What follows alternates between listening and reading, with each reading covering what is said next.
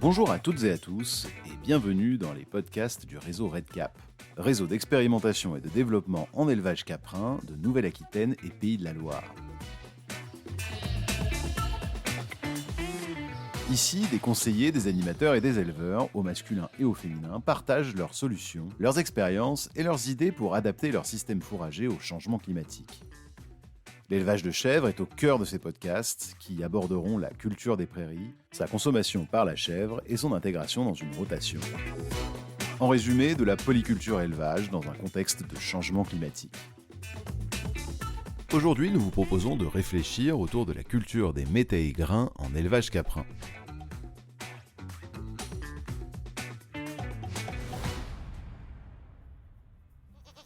Jérémy, tu es animateur du réseau RedCap. Pour commencer, peux-tu nous expliquer ce qu'est un métail et ses intérêts ? Les mélanges céréales protéagineux, communément appelés métailles, sont des cultures annuelles associant une ou plusieurs céréales et protéagineux. Les métailles sont une solution technique intéressante pour répondre aux enjeux des éleveurs de chèvres et de durabilité de la filière. Recherche d'autonomie alimentaire et protéique, culture bas intrants et vertueuse dans la rotation. Pour accompagner les éleveurs caprins expérimentés et novices, le réseau RedCap a mis en place un dispositif d'acquisition de référence en ferme. Entre 2016 et 2021, 220 métailles récoltées en grains par les éleveurs de chèvres de Nouvelle-Aquitaine et des Pays de la Loire ont été étudiées. Pour chaque échantillon, les espèces semées et la dose de semis, ainsi que l'itinéraire technique et le rendement, ont été relevés avec les éleveurs. Le mélange récolté a été trié pour déterminer sa composition, puis analysé afin de déterminer sa valeur alimentaire. Ce podcast s'appuie sur ces résultats pour décrire les pratiques et apporter des recommandations. Allons rencontrer en Vendée Théophane Soulard, qui est conseiller caprin et fourrage chez Synovia, le contrôle laitier des Pays de la Loire et de Charente-Maritime.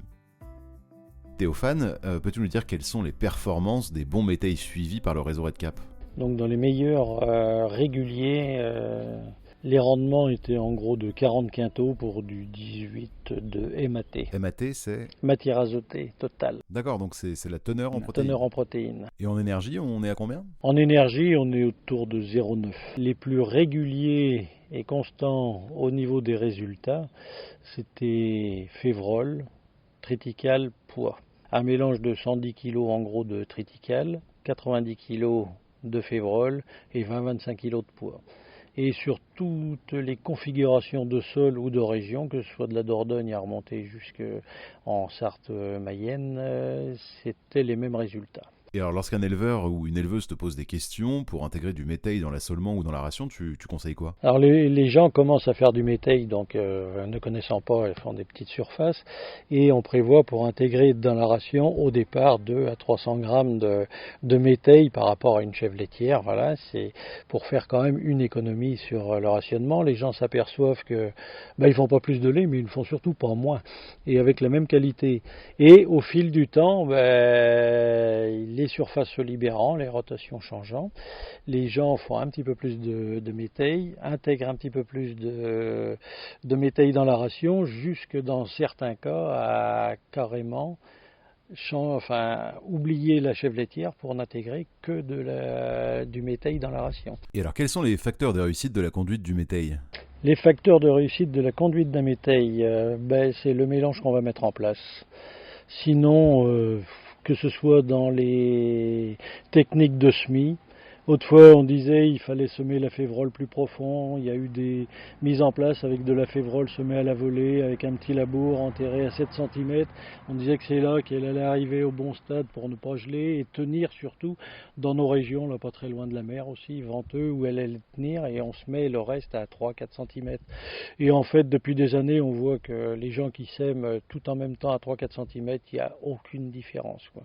Donc si je ne m'abuse, ça nous fait une dose quasiment pure de triticale et ensuite on rajoute entre 10 et 15% de protéagineux en termes de nombre de graines semées par mètre carré. Donc si je comprends bien, l'itinéraire technique pour que ça se passe bien entre le semis et la récolte, c'est relativement simple. Le principe du métail grain, c'est on sème et on récolte. Il ne faut quand même pas oublier d'aller voir entre les deux quand même comment ça évolue. Et est-ce que tu as des recommandations à faire aux éleveurs lors du semis ? Alors il faut tous les 2 hectares en gros vérifier quand même l'homogénéité et surtout ne brasser et ne mettre dans le semoir que 2 hectares et vérifier le mélange tous les 2 hectares et refaire et remettre pour qu'il y ait un mélange régulier au niveau du SMIC. Alors on est en été et il faut moissonner. Est-ce que ce n'est pas trop compliqué vu la diversité des espèces présentes qui ne sont pas forcément mûres au même moment? Je veux dire, quelles sont les précautions à prendre à la récolte? Au moment de la récolte, c'est toujours difficile à dire parce que ce soit des ETA, des entreprises, travaux agricoles ou des CUMA, souvent le métail est ce qui passe en dernier. Et en règle générale, il faut quand même tenir compte, souvent c'est tenir compte de la céréale, c'est le triticale qui arrive à maturité à la fin. Le pois, lui, en juin, normalement, il arrive à sa maturité, début juillet, la févrole, souvent, est arrivé au bon stade. La céréale, il faut encore quelques jours derrière avant que le grain arrive vraiment pâteux, quoi. Enfin, Et si on a des grains concassés à la moisson, est-ce que c'est grave? dans la mesure où on le fait manger aux animaux après, et il n'y a aucune contre-indication au niveau des grains cassés. Concernant la paille qui est produite, comment les éleveurs l'utilisent? Alors en majorité, elle passe en alimentation.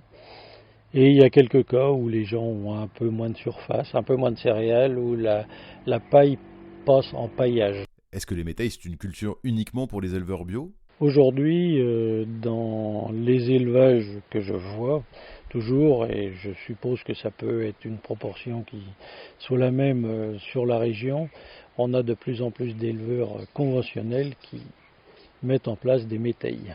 Parlons maintenant des rations de chèvre. C'est quoi la ration classique avec du bétail? Aujourd'hui, on trouve des métailles principalement avec de la févrole et du pois, donc, qui ont de l'amidon au niveau du grain, avec des rations qui vont avoir soit un petit peu d'ensilage maïs, soit dans les rations sèches du maïs grain, et le facteur limitant sera vraiment cette part amidon.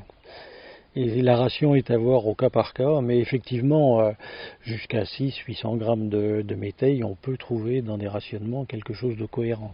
Est-ce qu'il faut nécessairement broyer le métail avant de le distribuer?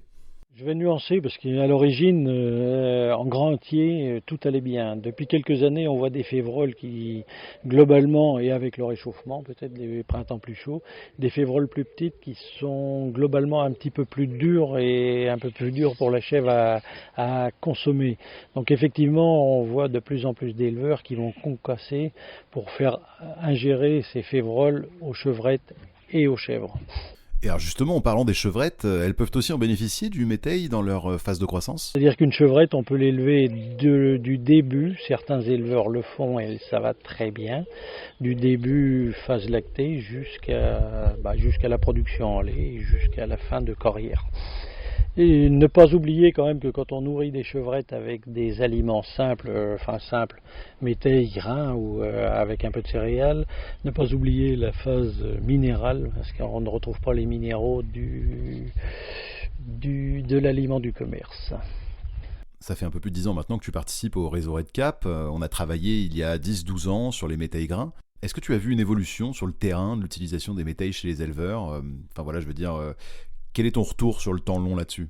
Qui a intensifié justement cette part de métail grain, c'est d'abord quand même la partie économique, économie d'intrants, que ce soit engrais phyto et économie de concentré, et surtout des structures de sol quand même modifiées et très intéressantes de par les racines pivots de la févrole et puis voilà de la céréale et des structures de sol qui se remettaient en place bien. Alors Jérémy, revenons vers toi avec une dernière question. Comment connaître la valeur alimentaire de son métail? Alors la valeur alimentaire d'un métail va être variable déjà d'une année sur l'autre en fonction de la récolte qui est faite. Également, d'une parcelle à l'autre, il y a de la variabilité. Et puis au cours de l'année, dans le silo, on peut avoir une sédimentation un petit peu différenciée et donc avoir une variabilité de qualité. Il est donc important de connaître la valeur alimentaire de son bétail, donc à la fois à la moisson, mais idéalement aussi au cours de la saison. Ça permettra d'affiner son rationnement. Et donc pour ce faire, il y a les méthodes entre guillemets traditionnelles, l'analyse au laboratoire, ou bien on peut également trier un échantillon représentatif de 200 grammes environ, et puis à partir des proportions de chaque espèce présente, estimer la valeur théorique en énergie, en protéines, etc.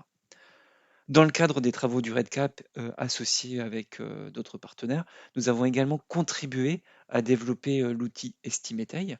Donc Estimetai, c'est un outil qui est disponible en ligne et qui permet à partir d'une photo de métail grain d'en déterminer la composition et donc d'extrapoler une estimation de valeur alimentaire. Tout cela se fait donc grâce à de l'analyse d'images et ce qui est intéressant, c'est que c'est une méthode qui est non destructive, qui est rapide et puis qui coûte pas cher. Donc on peut le faire assez régulièrement. Si vous souhaitez aller plus loin sur ce thème, des références techniques sont disponibles sur le site internet du réseau REDCap. Ce podcast a été réalisé dans le cadre du projet Info EcoCap 3, coordonné par le réseau REDCap, l'ANICAP Nouvelle-Aquitaine et l'Institut de l'élevage, avec le soutien financier de la région Nouvelle-Aquitaine et de l'Union européenne. Réalisation Jérémy Jost et Servane Leclerc, montage Philippe Berthet, propos recueillis en 2024 et 2025.